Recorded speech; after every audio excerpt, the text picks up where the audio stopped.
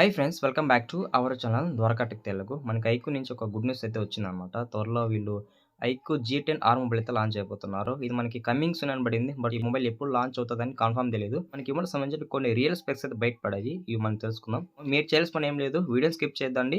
మీకే చాలా క్లారిటీగా అర్థమవుతుంది అనమాట. సో మీకు కంటెంట్ నచ్చినట్లయితే ఛానల్కి సబ్స్క్రైబ్ అవ్వండి, వీడియోకి అయితే లైక్ కొట్టేసేయండి. ఇంకా లేట్ చేయకుండా మనం వీడియోకి అయితే వెళ్ళిపోదాం. దీనికి సంబంధించిన డిజైన్ బిల్డ్ క్వాలిఫికేషన్కి వద్దాం. ఇది ఫ్రంట్ అయితే క్వాడ్ కోర్ డిస్ప్లే మీద రాబోతుంది. బ్యాక్ అయితే గ్లాస్ ఫినిష్ ఉంటుంది, సైడ్ అయితే ప్లాస్టిక్ ఫినిష్ ఉంటుంది. ఇది డ్యూల్ సిరీస్ స్పీకర్ సపోర్ట్ చేస్తుంది. ఇక్కడ డాల్బీ అట్మాస్ కానీ ఇలాంటిది అయితే ఇక్కడ మెన్షన్ చేయలేదు. కాకపోతే మనకి సౌండ్ క్వాలిటీ కొంచెం లౌడ్ అయితే ఉంటుంది. అలాగే మనకి ఇది in display finger print support ఉంది.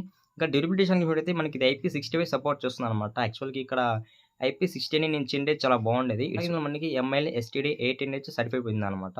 ఇది మనకి మిటిగేట్ అని చెప్పొచ్చు అనమాట. అంటే మనకి రఫ్ కండిషన్స్ లో అలాంటి టైంలో ఈ మొబైల్ యూజ్ చేసినా కానీ మనకి మిల్లిగేట్ అనేది కొంచెం ప్రొటెక్ట్ విధంగా బాగుంటుంది అని చెప్పొచ్చు అనమాట. ఇంకా మనకి థిక్నెస్ అనుకుందాం. మెయిన్ గా మనకి ఇక్కడ థిక్నెస్ అయితే చాలా తక్కువ పెట్టారు. ఇది మనకి 7.8 mm థిక్నెస్ ఉంది అనమాట. అలాగే వెయిట్ విషయానికి ఉంటే మనకి ఇది అప్రాక్సిమేట్ గా 199 grams అయితే వెయిట్ ఉంటుందని చెప్తున్నారు. ఇంకా మన డిస్ప్లే చూసినట్టు ఇది 6.77 inches 1.5K quad code AMOLED display రాబోతుంది.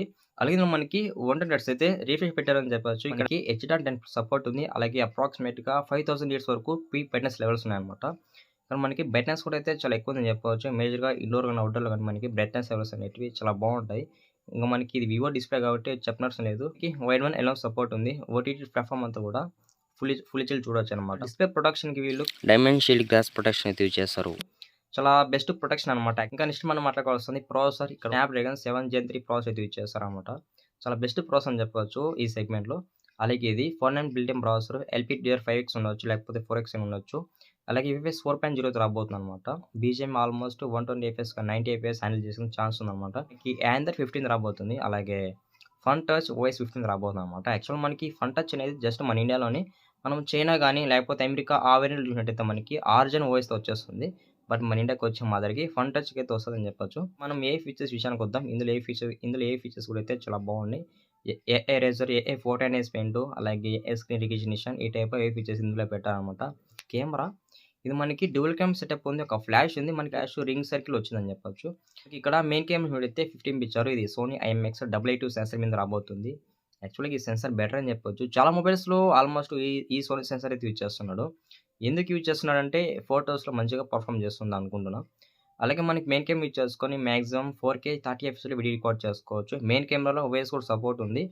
సెకండ్ కెమెరా ఇక్కడ 2 MP ఉన్నారు. ఇది డెప్త్ కెమెరానా మ్యాక్రో కెమెరా అనేది ప్రెసెంట్ నాకు తెలియదు. బట్ మన ఫ్రంట్ కెమెరా విషయానికి వద్దాం. మనకి ఇక్కడ ఫ్రంట్ కెమెరా 32 MP పెట్టారనమాట. 32 MP అంటే మంచిది అని చెప్పవచ్చు. మంచి ఫోటోస్ కవర్ చేయగలదు.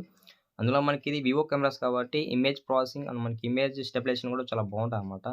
మనకి ఇక్కడ ఫ్రంట్ కెమెరా కూడా కొంచెం బెటర్ అని చెప్పొచ్చు. ఫోటోస్ కూడా అయితే చాలా బెటర్గా క్యాప్చర్ చేస్తుంది.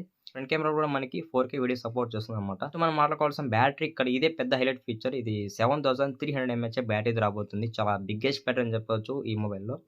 ఈజీగా నాకు తెలిసి 3 to 4 days వరకు అయితే వాడుకోవచ్చు అనమాట. అలాగే 90 watts వరకు అయితే ఫాస్ట్ ఛార్జింగ్ సపోర్ట్ ఉంది అనమాట. 90 watts అంటే ఈజీగా 1 hour లోపల ఫుల్ ఛార్జ్ అవుతుంది అనమాట.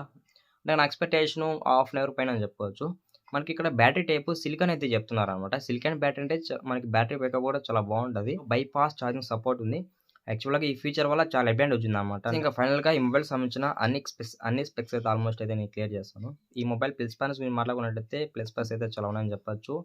ఫస్ట్ ప్లస్ పాయింట్ అయితే డిస్ప్లే టైప్. ఇది 1.5K క్వాడ్ కోర్ డిస్ప్లే రాబోతుంది. ఇక్కడ చాలా హ్యాపీగా అయితే అనిపించింది. నెక్స్ట్ అయితే ప్రాసెసర్ అనమాట. మనకి ఇక్కడ గేమింగ్ ప్రాసెసర్ అయితే బెటర్ అని చెప్పొచ్చు. అలాగే నెక్స్ట్ ప్లస్ పాయింట్ చూస్తే మనకి ఇక్కడ IP65 పెట్టారు. అలాగే మీటిగేట్ కూడా యూజ్ చేస్తారని చెప్పొచ్చు. ఇక్కడ కూడా కొంచెం మంచి ప్లస్ పాయింట్ అని చెప్పొచ్చు. ఇది ఫ్రెండ్స్ ఇవాళ వీడియో. నెక్స్ట్ వీడియో మళ్ళీ కలుద్దాం.